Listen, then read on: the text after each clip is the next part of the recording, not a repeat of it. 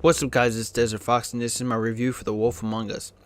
The Wolf Among Us is the newest game from Telltale, the creators of the Walking Dead game, and not the shitty one, the good one.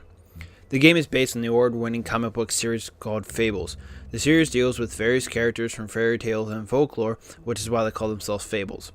They've been forced out of their homeland by the adversary who has conquered the realm, and now they live in part of New York called Fabletown, where they have to try to blend in with society and hide from them so no one figures out that they're real. In this game, you play as Big B Wolf, aka the Big Bad Wolf, who is the sheriff in Fabletown. In the first episode, you will run into different characters from Snow White, one of the three little pigs, the huntsman, and many more other characters. I really liked the first episode of The Wolf Among Us. The shell-shaded art style works great and almost makes it look like a live comic book, similar to The Walking Dead with more color and better lighting effects. To my surprise, I already like the characters from this game more than The Walking Dead.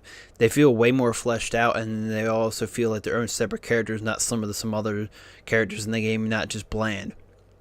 The voice actors do a great part on their end too, and also the dialogue is written very well.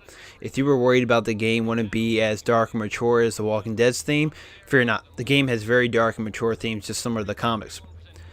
The game itself feels like its own separate story more than like The Walking Dead, where they left it on cliffhangers all the time and very open, but it still leaves the game on a big note and sets it up for the next episode. The game is very dialogue heavy, but very, very good, and the story is very good.